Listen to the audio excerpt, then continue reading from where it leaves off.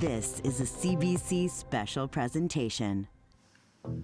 It's the third day of the Great Canadian Book Debate. We kicked off the week with 5 titles, each one with the power to build bridges. 2 books are now off the table. 3 books are still in contention. Which one will be the next to go?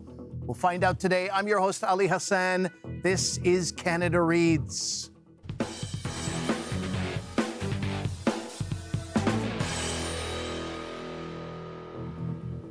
We've had 2 lively days of debate, 2 more to go. We're looking for one book to build bridges. Let's meet our panelists around the Canada Reads table. To my left, musician and author Tegan Quin. Hello, Tegan. Hello, good morning. Good morning. Next to her, Broadway actor and TV personality Josh Dela Cruz. Hello, Josh. Hi. Across from me, content creator and podcaster Morgann Book. Hello, Hi. Morgann. Next to Morgann, director and actor Elle-Máijá Tailfeathers. Hello, Elle-Máijá. Okay, Boris, dit? To my right, podcaster and author Steve Dangle Glynn. Hello, Steve. Hello, friend. All right, there you have it, your Canada Reads 2026 contenders. Well, it's been quite the debate thus far. On day 1, we said Farewell to Foe by Iain Reid. It was championed by Josh Dela Cruz. On day 2, yesterday, A Minor Chorus by Billy-Ray Belcourt was eliminated in a 3-2 vote. Elle-Máijá, you were championing that title. I wanted to ask how you're feeling and also offer a moment for you to remind Canada why they should read A Minor Chorus. Okay, well, for everybody listening and for everybody watching, I'm going to read a poem by Billy-Ray Belcourt. I feel like this is the most fitting way to bid adieu to one of the most important books ever written in this country. It's called 20th Century Cree History by Billy-Ray Belcourt. An invisible war, but the soldiers are everywhere. No bombs, because they planted them inside us already. In the middle of the night, the sun materialized on the bedroom walls, beams of light shooting out from God's fists. Dear God, why does the rain fill me up so fast? And when will we come up with another word for salvation? I met the minister of loneliness, and even he was drowning. Don't worry, my love.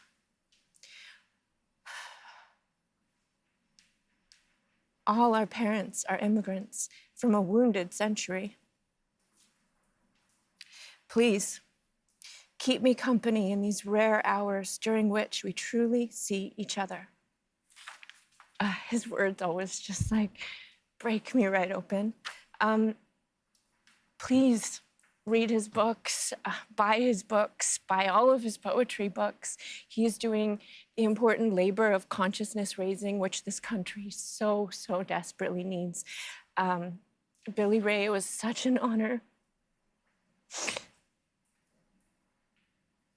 It was such an honor to represent you and your words. And I love everything that you do for us. You are a national treasure. You are an icon. And this country is better because you exist and because of all of the labor that you do. So again, please buy his books, especially this one, A Minor Chorus. And I just want to say something before we move on. I recognize that yesterday, or as I've heard, the debates made some people uncomfortable. And I want to say that I can't leave my identity, my politics, my history at the door. That's not an option for me. As an Indigenous person in this country, as a queer person in this country, I have to exist in the discomfort of white supremacy and heteronormativity every day. And I think yesterday, if I made people uncomfortable, that's a good thing. We need to sit in the discomfort of these difficult conversations, and that's what we're here to do. We're here to debate books. And so any of the critiques I had, they were not personal. They were not directed at people personally. They were genuine critiques of the book that come from my lived experience, and that's why I was brought into this room. So please don't take it personally, and recognize that this is going to be uncomfortable. And if you have to sit in that discomfort, please just reflect on it and take it with you in the future, because we're here to do important work, which is to make this place a better place for future generations. So thank you. Thank you, Elle-Máijá. The show must go on, as we say here, and the show must go on without a minor chorus and foe. But Josh, you were a free agent yesterday. You played the role of a wild card quite well, some might say. Any advice for Elle-Máijá today? I don't know. I think that how you debate is so beautifully done, and each of our personal lived experiences is so important to reflect the landscape of Canada and to represent the people that and cultures that we come from. So I'm just excited to see what day 3, I guess it is. It is. And what else we can find and unearth about these books. The people who are still on this panel are like, yeah, man, day 3, focus. You get to sit back and be, what day is it again? What day is it? All right. Well, Josh and Elle-Máijá are our free agents. They hold the power to decide which books go on to the final. 2 books are out, 3 are still on the table. Let's check out those books still in contention.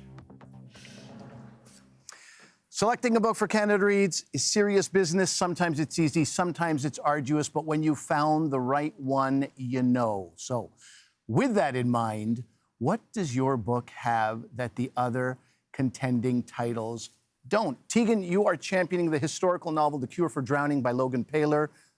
Here's the trailer. When 10-year-old Kit fell through the ice, everything changed. They struggle to fit the expectations of a proper farm girl, running around in boys' clothes, chasing a train on horseback. Their mother worries that they won't find somewhere to belong. Kit starts to worry too. Until Rebecca comes to the small Ontario farm town. She is drawn to Kit and sees them for who they are. But Kit's brother Landon can see a life with Rebecca. The love triangle and the Second World War tears the family apart. Rebecca, Kit, and Landon all go their separate ways. They join the war effort, overseas and on the Canadian front. But when fate brings them back together, they'll have to let go of the past to move forward.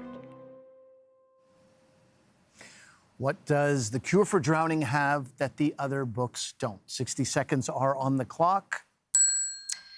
What does The Cure for Drowning have that these other books don't? Range. It moves across time, across Canada, and across identities, while still telling a deeply intimate story about love, family, and sacrifice. Where the other books stay mainly in a lane, this one crosses genres. It's historical, it's romantic, it's literary, but it's also accessible, exciting, sprawling, a true Canadian epic. It has 2 narrators, both of whom feel authentic, but also very complicated. It has fully realized characters, a lot of them, but they're well-written and integral to Kit and Rebecca's story.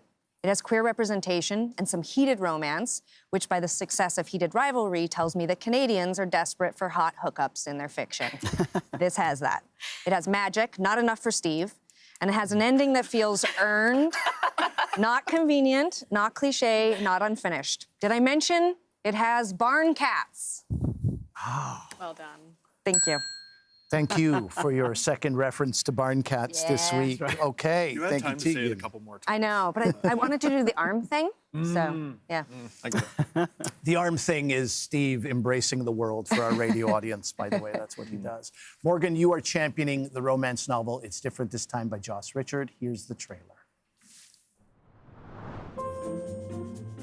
Hey, I'm June Wood, and I love fall. Feeling the crisp autumn air, wandering through the streets of New York, walking to Broadway, where I work. I was living the dream, but I can't go back to New York. Or at least I thought I couldn't. Until I get an email that changes everything. Now I'm years and miles away, an entire country, really. I was a different person then. I never imagined I'd be back in this brownstone apartment. And the last person I'd ever expect to see is Adam. 11 years ago, Adam and I met on a whim. We decided to live together as friends. We were there for each other, for all the laughter and the tears, and the late night pasta. 74 Perry Street was our home. Adam was my home. Seeing him again, all those feelings come rushing back. You're rarely given second chances. But what if it's different this time? Morgann, same question to you. What does It's Different This Time have that the other books don't? 60 seconds are yours. I think what It's Different This Time has that other books don't is a sense of immediacy. It feels like a life that's happening right now in a world that we recognize. Tegan, The Cure for Drowning is an incredibly powerful story, but it exists at a distance in history with fantasy elements. Steve, Searching for Terry Punchout is an engagingly fun read, but at times it felt like I was watching someone else's life unfold and one that was a bit more niche in the hockey world. What this book does differently is bring you into a very current emotional reality. It's about things that people are navigating today. Career uncertainty in your 20s and your 30s, the pressure of feeling behind, the reality of supporting someone through the death of a parent, all while trying to hold everything together.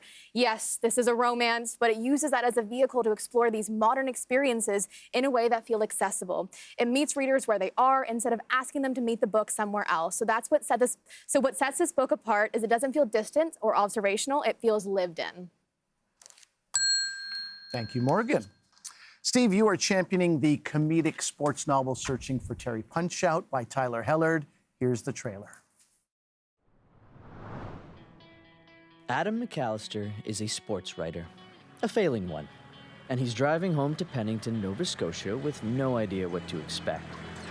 It's been a decade since he turned his back on his hockey-obsessed hometown to make it out west. He's hoping to save his floundering career by doing a profile on the former NHL enforcer, Terry Punchout, who also happens to be Adam's estranged old man. Now, Terry's down on his luck and driving the Zamboni in the hockey arena named in his honor. Oh, and he also lives there, in the arena. For Adam, being back home means running into childhood friends and former flames. It's almost as if nothing has changed. They get drunk, crack jokes, and get into the odd fist fight. With Adam's career hanging in the balance, Terry reluctantly sits down to talk. The more time they spend together, Adam and Terry realize that maybe the apple hasn't fallen too far from the tree. And maybe home isn't so bad after all.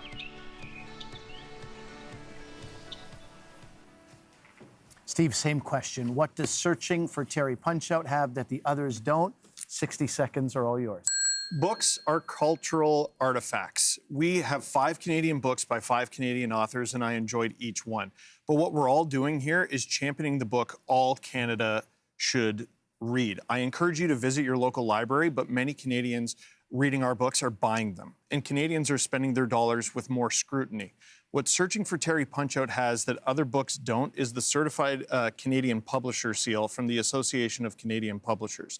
They state, the certified Canadian publisher seal identifies books published by Canadian-owned companies.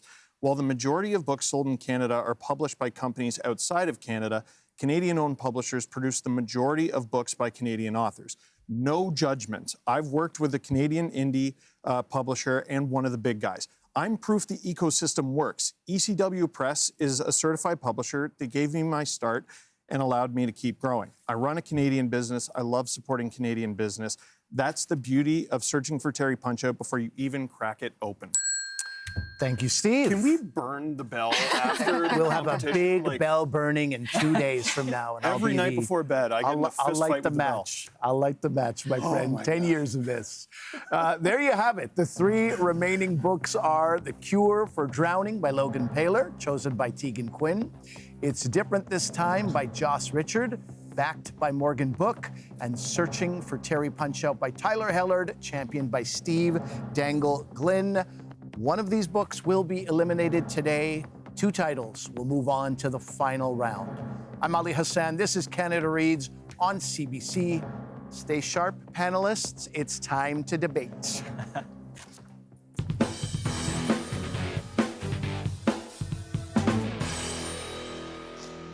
For this round, I want to talk about character. We have 3 fiction titles on the table. All 3 novels feature a cast of compelling main and supporting characters. So I'm going to ask which character from any of the 3 remaining books stayed with you the most and why. Elle-Máijá, let's start with you. Kit did from The Cure for Drowning. I've never read a book where our protagonist is non-binary, and I think that is so important. It's so original. We need to hear more voices from non-binary writers, and the richness and depth of that character was masterful. All of the remaining books are first novels, and I think that Loghan Paylor just knocked it out of the park in terms of being able to develop character in that way. And I understand, I heard Steve's critique yesterday of there being too many characters, but I really appreciated that. It's this historical epic that spans across decades, and you get to see the inner worlds of so many people who are not often given space in literature. There's all these really hot queer hookups, which I think is great, and straight ones too. And I think it does such a masterful job of also critiquing misogyny and homophobia. And I feel like it is a very contemporary and urgent novel. I can go much deeper into it, but I think it did such a fantastic job, and Kit is the character that really, really sticks with me. Well, Steve, since Elle-Máijá referenced your name in there, what are your thoughts on what she just said? Well, I mean, it's funny. My wife last night was like, there were too many characters, Steve.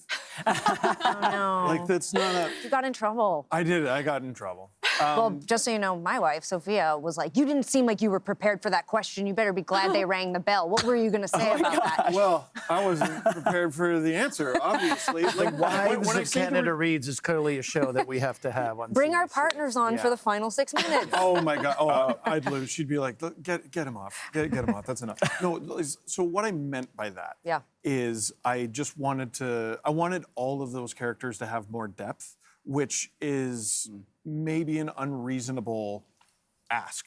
I mean, it's either the longest or the second longest book. It's close to 400 pages. The audiobook is north of 11 hours or something like that. I'm being greedy. I enjoyed it, right? So it's not even a critique. I enjoyed actually that you made the point yesterday. I was sad not to have the opportunity to respond, so I will. I think, so the part of the book you're talking about is part 2.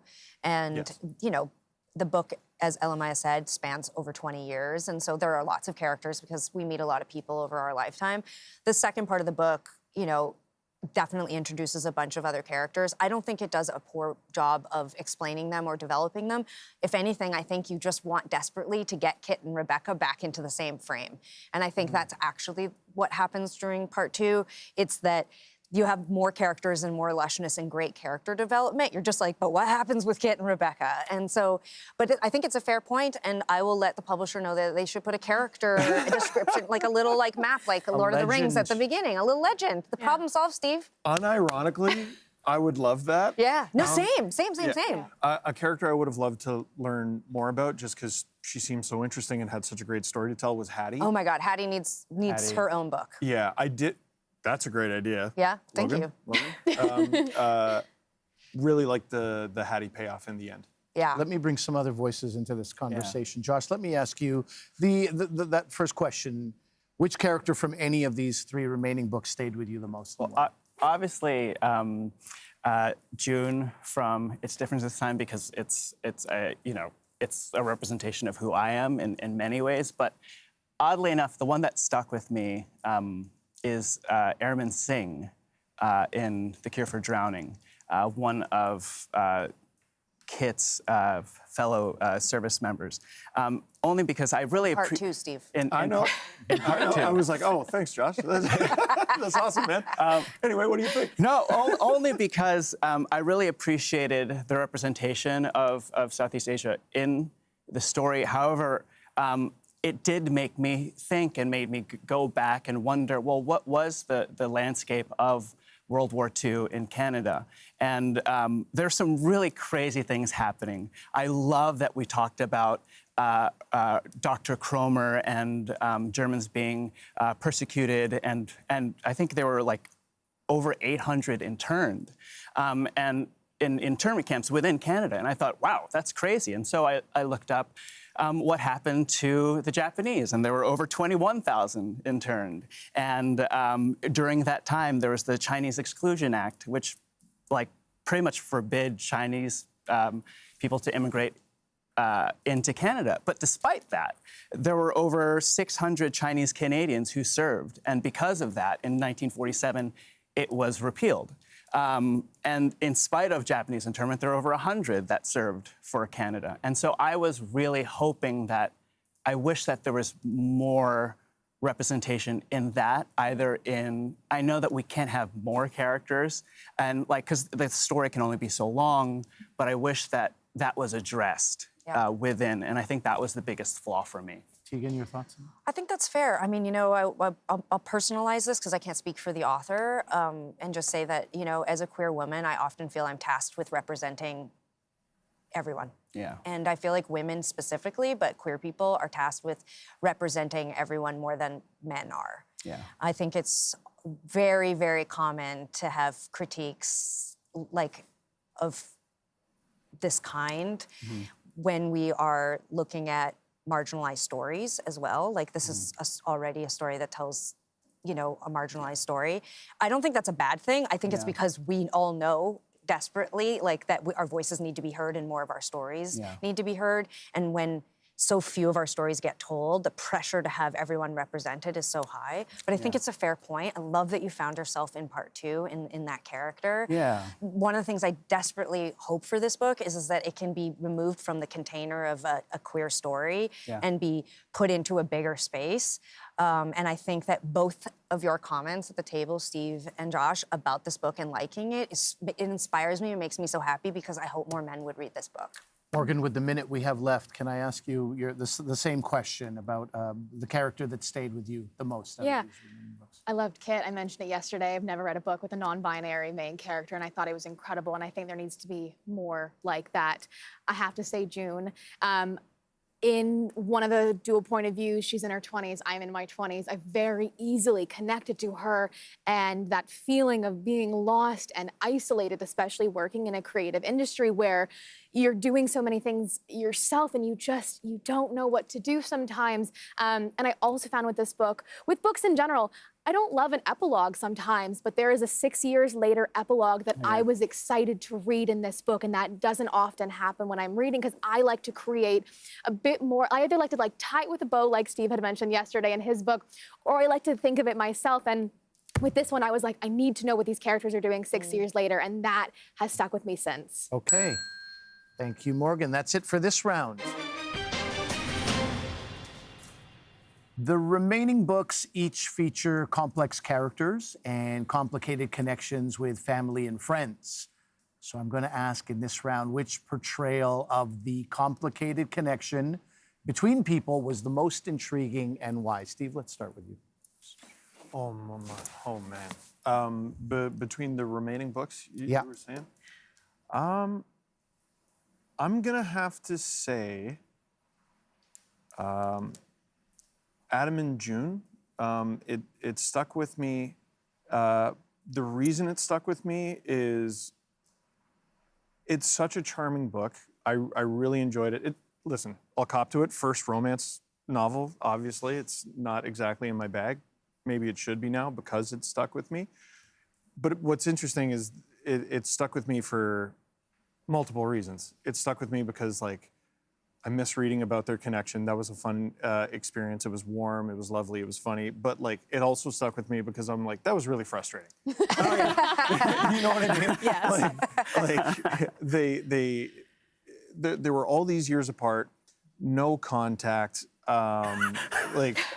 which blocked them on everything, which I was just like, these are all unforced errors. You understand that, June, right? Yeah. And I was saying that to myself, and I'm saying that to myself, and I'm saying that to myself, and on like page 375, she's like, maybe I'm the problem, and I'm like, yes!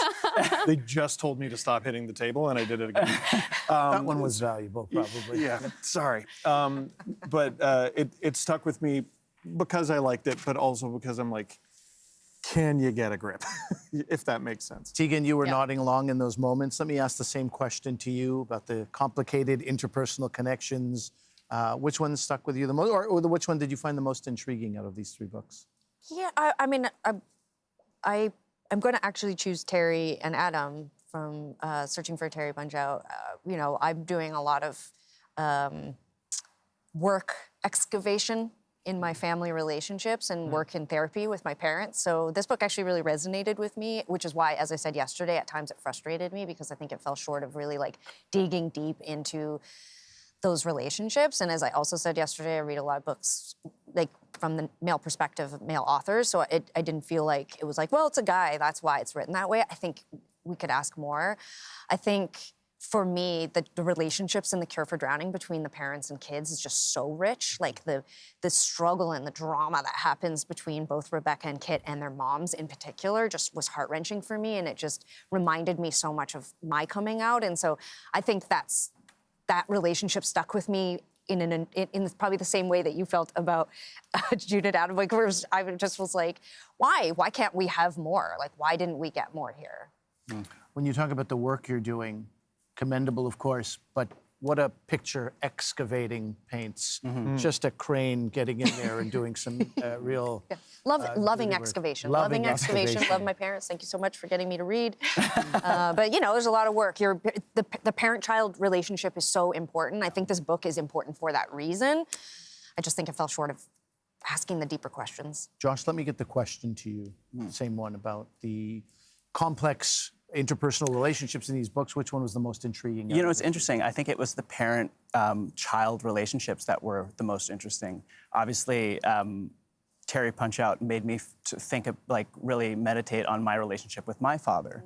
But I found what really stuck with me and I loved was the relationship between Kit and their mother. So beautiful. Just to see how you go from wanting something for your child for whatever reason to accepting your child. I think that was really, really beautiful and really, really well done. So I would have to say that would be my favorite. Yeah. Elle-Máijá, same question to you about the complex characters in these books. Oh, it's so hard not to talk about my own book, but I think Mary and Jack in this book. But I think in The Cure for Drowning, the love triangle with Kit and Rebecca and Landon was just such a brilliant way to explore these very complicated issues of gender and gender identity and sexual orientation, and it did it in a very fresh way and also a heartbreaking way. Like I don't know, can I give away the spoiler about Landon just, you know, jumping ship and abandoning, like when he should have, you know, when he should have stayed. Retroactive and I think it's just alert. so beautiful that Kit stays and they raise this child together, and it's like a very modern and contemporary look at family and the way that families can be all sorts of different things. And it's not just the, you know, the standard nuclear family with the two straight people and the kids. It's this, I think this just does such a beautiful job of something original that feels incredibly urgent and very modern and very contemporary. And I just, I loved it. And I also did really, you know, the story of the father and son in your book is touches close to home for me. And I, like Tegan was saying, I just wanted more. I feel like it just didn't go deep enough with that. Morgann, your thoughts on what you've just heard? Sure. Yeah, I think I would agree. Like, I loved the parental relationships in all of these, and I found myself intrigued with all of them. I wanted more with Adam and Terry, just a bit, like even like 50 more pages in that book. But I think I found myself most intrigued with June and her mom relationship. I have a great relationship with my parents, and yet through Joss Richard's writing, I was feeling what June was feeling. I was feeling so angry for her on behalf of her mom. She got like flares of PTSD when she got her mom's voicemail and she heard her voice. She struggled, like she bought that ticket for her mom to come see her in Les Mis, knowing that she probably wasn't gonna show up. And that was something that I have never experienced in my life. My parents are there. My parents are probably watching right now. And through the writing, like I just, never having experienced that in my life, I was still very clearly feeling what June was feeling, and I was very intrigued with that. You were chomping at the bit, Steve. We have 30 seconds for this round. Well, welcome to the emotional constipation of a father-son relationship. So you wanted more?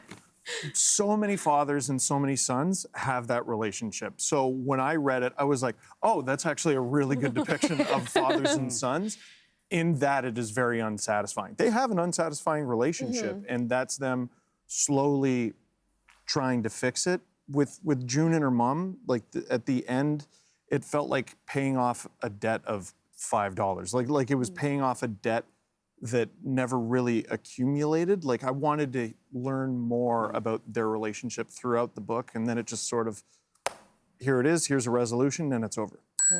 We'll have to leave it there. Thank you. That is it for this round. Okay, good debate so far, panelists. As you know, we've been giving you encouragement all week. That's what we like to do here. I'd like to keep that energy going. So check out these words of encouragement from some people you might know. Listen to this. Steve, Adam Wilde, friend of yours.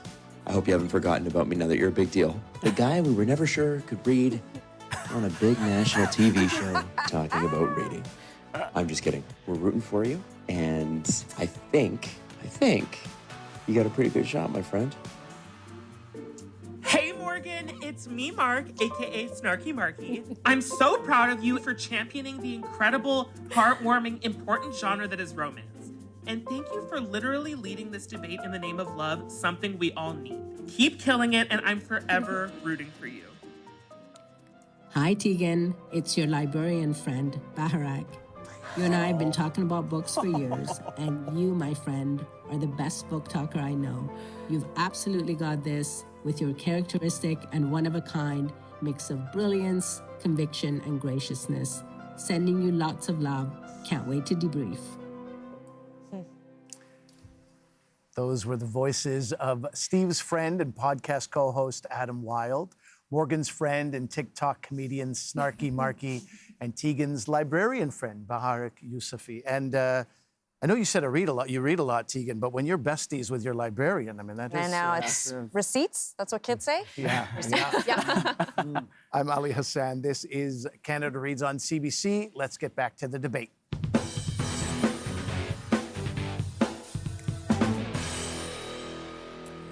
Each book at the table looks at reckoning with the past in order to move forward. So in this round, the question is, which book do you think accomplishes that the most effectively? Josh, I'm going to start with you on this. Oh boy, which book accomplishes that more effectively? Reckoning with the past to move forward. I would be remiss to say if I just didn't mention that my idea of representation wasn't that I needed another male character that was Asian in The Cure for Drowning. My problems with that representation in that sense are the same with Searching for Terry Punchout, because of, in the past, of immigration, Asian immigration, starting from like the 1700s, and especially within Nova Scotia. I think the book that does the best job with reckoning with the past, I would say possibly It's Different This Time, just because they finally closed that loop that is so torturous, like reading. I did find myself having a different relationship with each book and reading experience. I was yelling and laughing and yelling at while I was reading this book about the relationship with June and Adam. And so the fact that it wrapped up in a nice little bow, that and The Cure for Drowning, I think, would be my top. Okay. Elle-Máijá, same question to you. Can you repeat the question? I can. Every book that's remaining looks at reckoning with the past in order to move forward. Which book do you feel accomplished that the most effectively? The Cure for Drowning, obviously. You mentioned that or your book feels very contemporary, modern. I feel like The Cure for Drowning does that so effectively. I live in Manitoba, I live in Winnipeg, and recently Obi Khan, the Conservative leader, directed a very hateful remark at Uzoma Asegwara, who is our Minister of Health, and they are non-binary. The fact that that happened in a political space like that in our country just speaks to the need of having representation of non-binary voices. And the depth of representation is what really matters. So that's really important to me. But I also think like the exploration of war and the impacts that it has had on so many people across generations, especially in this moment when we're watching Israel commit war crimes on a daily basis. They've been committing genocide for over 2 years. And now fascist America is getting deeply involved, and we're watching them move on to Lebanon and Iran. We're watching the war in Ukraine.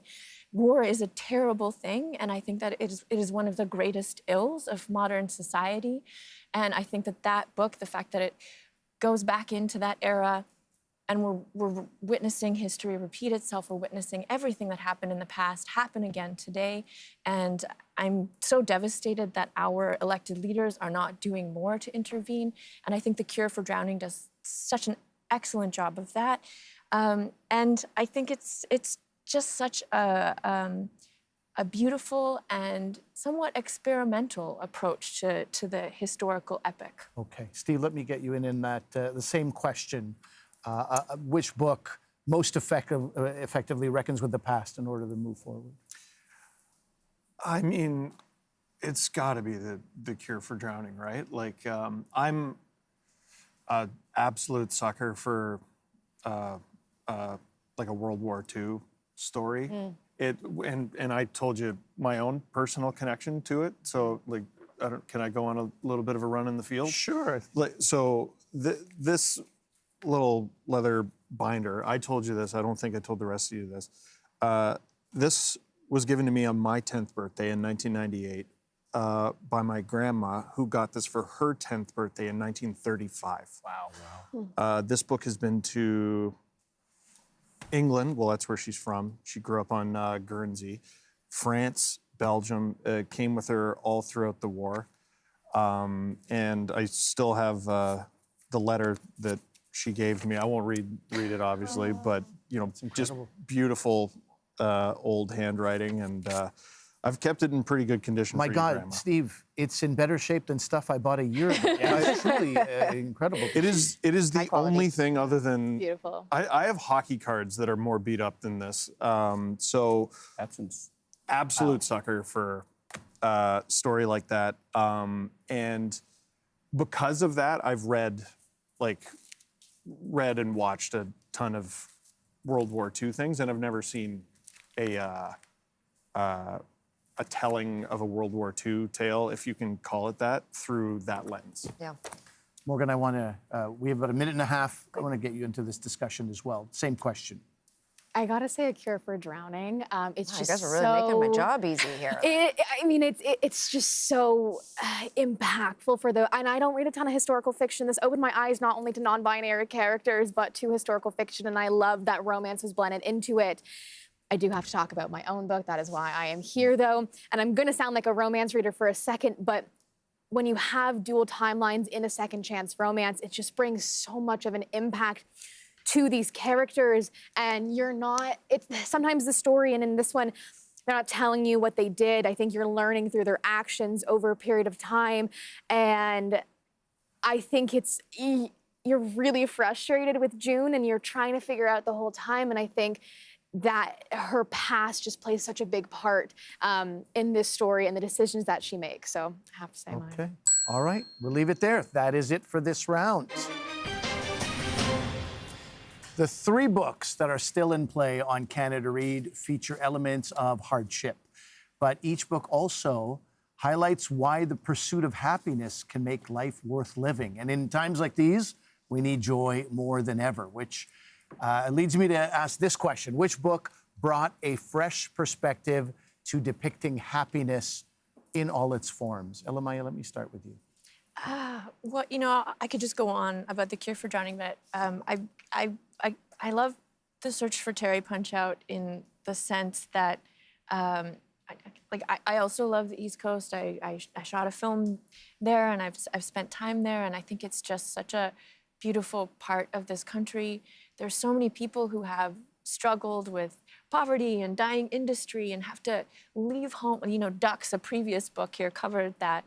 Have to leave home to find work. And there's just like a richness and a rawness to that part of the world, and a survivor mentality, which I appreciated in this book. It looks at the ways that communities that struggle with poverty, that struggle with you know, the class discussions that we see in this book in a really interesting way. The way that they find joy, regardless of that. And I appreciated seeing this single mom with her son, still like finding joy and contentment in home. And I think it's a really nice love letter to a part of the country that doesn't really get that, where people feel joy and laugh a lot. Yes. Yes, So Steve, well, you know, why don't you respond to that and answer that question as well? Which book has the freshest depiction of happiness in all its forms? Oh, I was just gonna say thanks. Sorry, no, like I realize I'm doing the show wrong. Your book stinks. Pursuit of Happiness. I mean,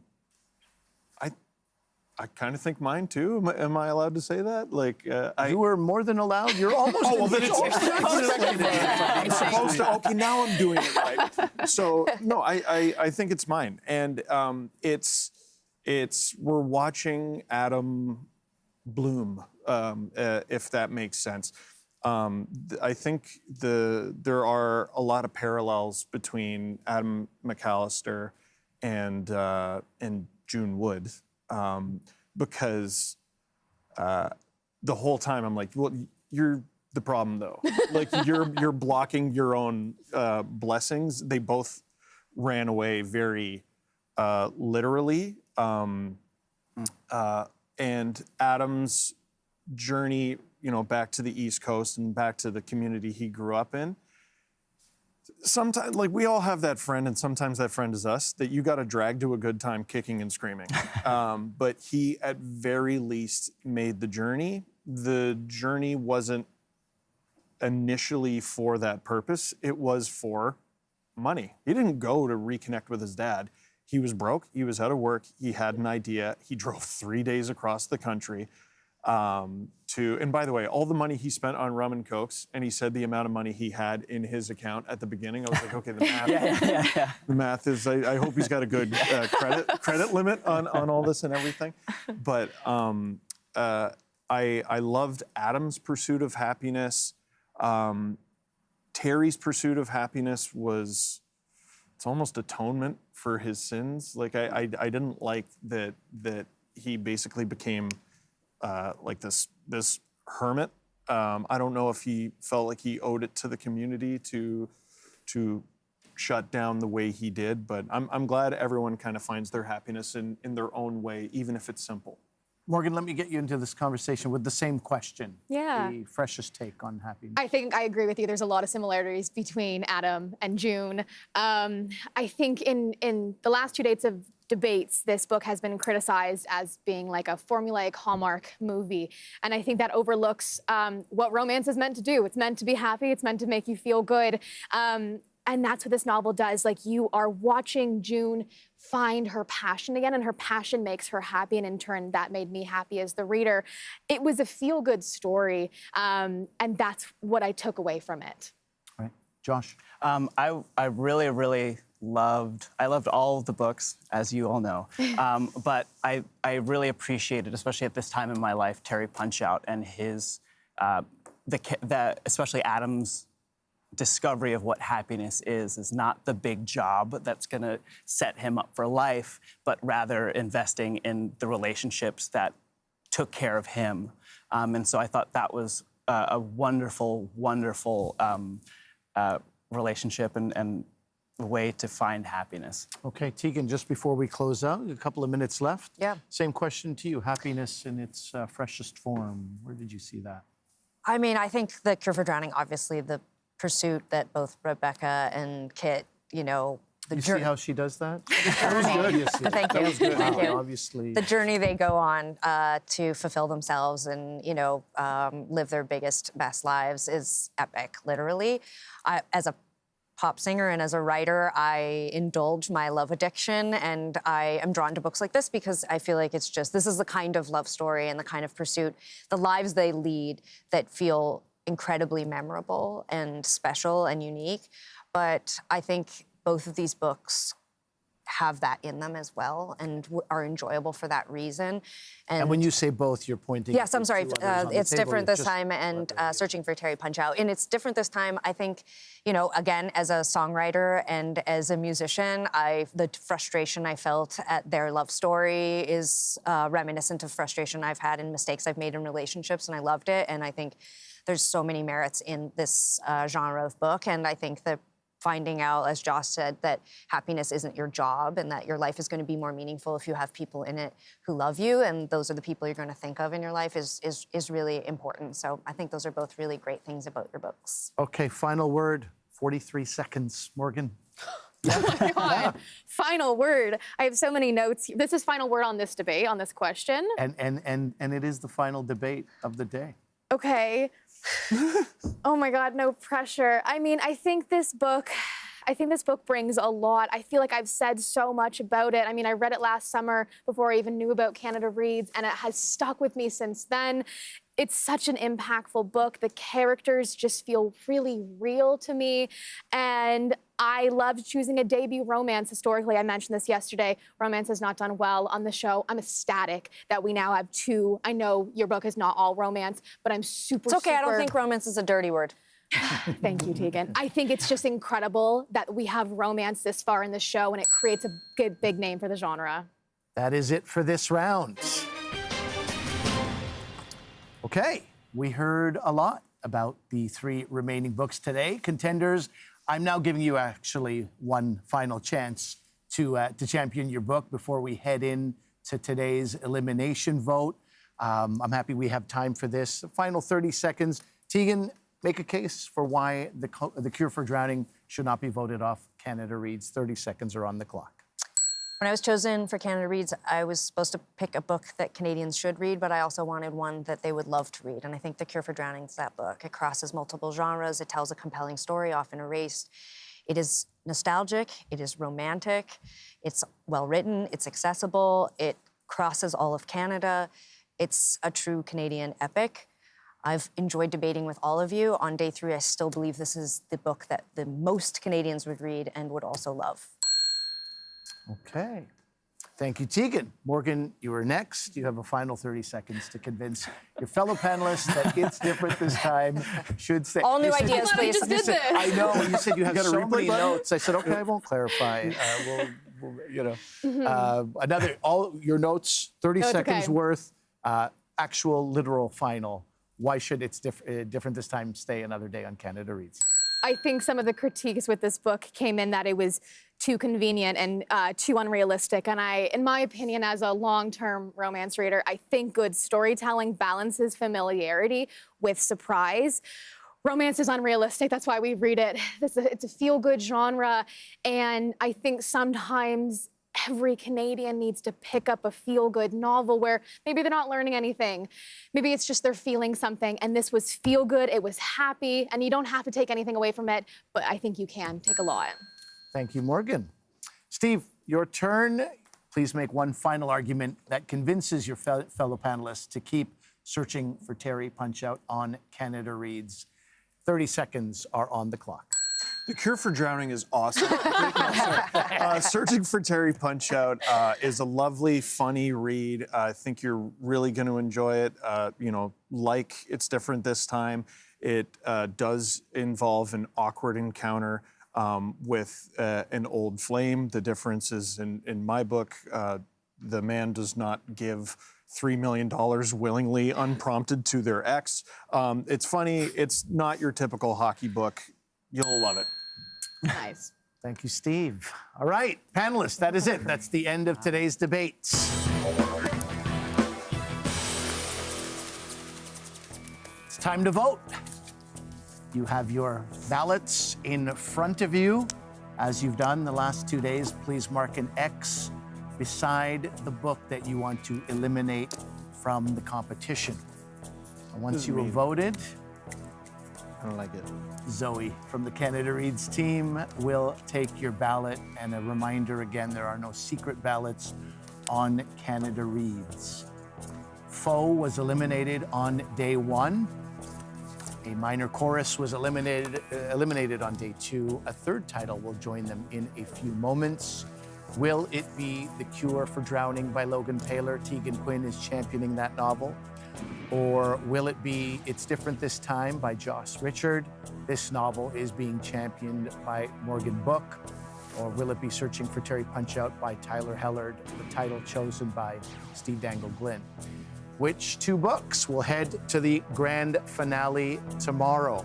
I will say for the radio audience who probably wonders often what is happening at the table, it is a combination of confident, elimination, and sometimes a little bit of agony. And I know that I'll say that, Steve, it hasn't been an easy vote for you either yesterday or today. You're not as decisive. You spend some time making those votes. I'll also let people know day 2 for a recap of yesterday. Elle-Máijá Tailfeathers voted against It's Different This Time. Morgann Book voted against A Minor Chorus.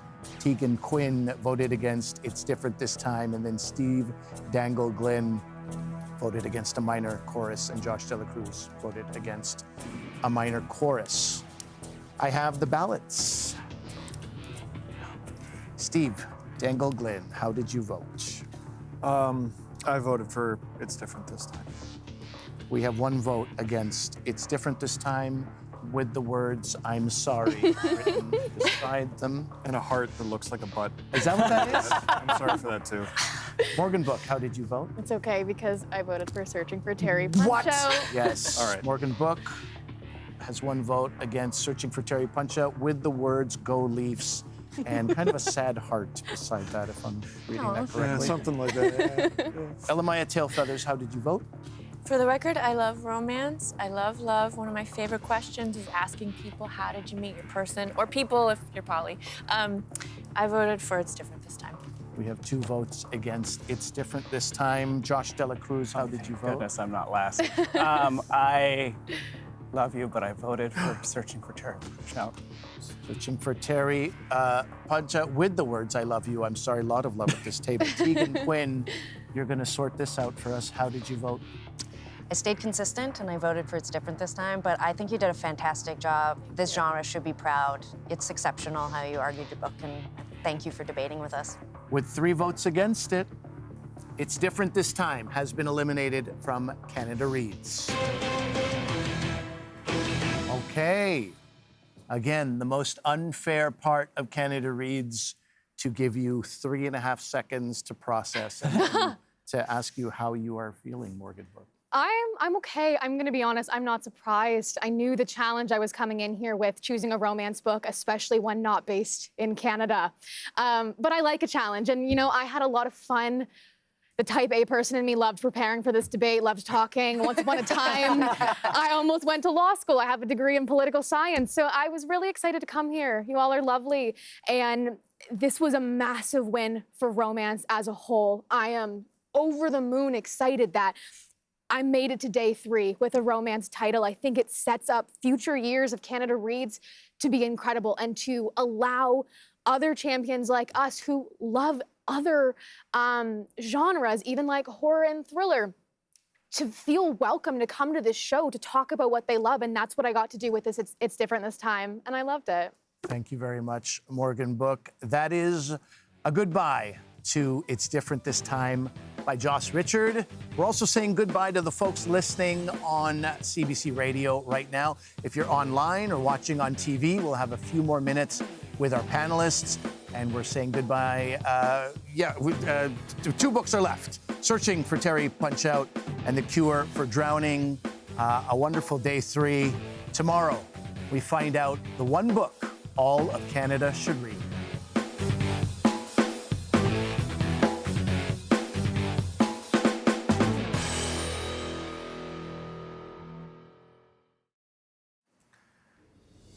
That's a wrap on today's debate. We are going to talk about what went down today.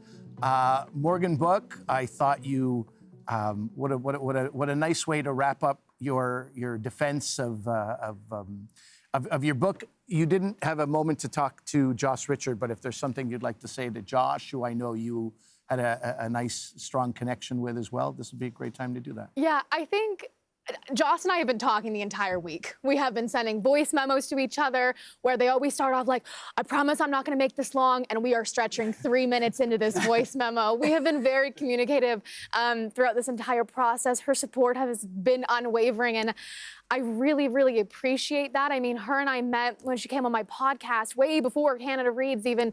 I knew I was coming on it, and I had so much love for this book, and it's been such an incredible experience to continue to share my love for such an incredible story, especially a debut author. She has another book coming out in August. I have an advanced copy of it. It's incredible so far, and I'm so proud of her, and I'm proud to be here. Very nice. You know the routine by now. Our love-in begins but to be honest, it's not too different from the show that we had today. At the table. It's just not we're not changing gears here by any means, but you know, I know there are a lot of, I'm not on the internet during this week, hardly at all, but I've gotten enough to see how many people love romance. And I think it's a nice opportunity to say, you know, you've said, Steve, you're not a big reader, that Canada Reads sort of changed that.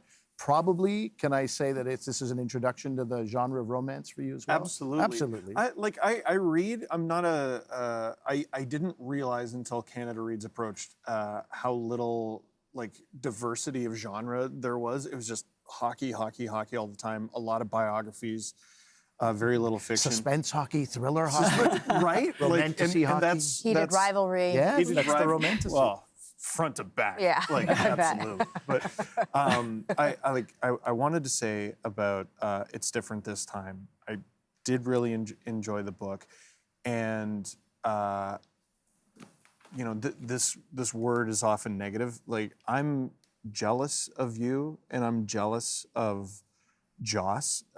You're 23. 22. 20. Get out of here, man. Oh, that is. age. I am floored by what you've done at your age. I'm floored by your poise, and the way yesterday, the way you were talking, I was just like, oh my God. Like, I would have turned into a puddle in this competition. I'm in a puddle kind of now at 38. At 22, you're formidable. I'm so impressed. That's something you might want to see a doctor about. But let's bring Elle-Máijá into this. Your thoughts about the book, about It's Different This Time. You know, I know you voiced your thoughts all week, but also I know there was some positive that you gleaned from it. Yeah, I mean, obviously the point of the show is to debate books, and I appreciated the fact that I actually really related to the main character. As, you know, an actor who is mixed race, I had to start making my own films 15 years ago in order to make space for myself in this industry. And you know, racism is a very real thing, sexism is a very real thing, and it dominates the industry. And I connected to this main character, June, quite quickly, and I appreciated that. And I loved her best friend. Her best friend was great. And yeah, it was, you know, it was a pleasant read. And I despite, you know, my critiques, it doesn't mean that I hated the book. It's just, that's what we were doing. And I was really, really impressed with your preparedness for this, and for sitting here at the table with me and having these uncomfortable moments. I appreciated all of that. You're very brave. And I think it's so important that you're urging people to read in a moment when they're not. Mm-hmm. Sure. Tegan, we have about a minute and a half left. I wanted to get of course. Thoughts about this book. I'll speak fast like I always do. I'm ecstatic that you brought this book here. I'm ecstatic for the genre. I was really excited to see this title in. I enjoyed it. I think it's the fastest growing genre. It's getting people reading. It's accessible. I think that there's nothing wrong with wanting to have accessible books on everybody's bedside table. And I would repeat everything that my fine panelists just said. You are formidable, exceptional. It was lovely to debate with you. And I can't wait to read Joss's new book. Thank you. Josh, 25 seconds. Echoing everything that everyone has said. This is my first romance book that I've ever read. I had such a great time. And to kind of go back to something that you said was possibly a critique about your book, about it not being set in Canada, I think it was one of the strengths of the book, because Canadian stories don't stop being Canadian once you leave. Canadian Olympians. I'm very sorry to say I'll have to leave it there. Yeah. That is a wrap on Canada Reads today. Thanks to our panelists. I'm Ali Hassan. I'll see you again tomorrow. The big finale.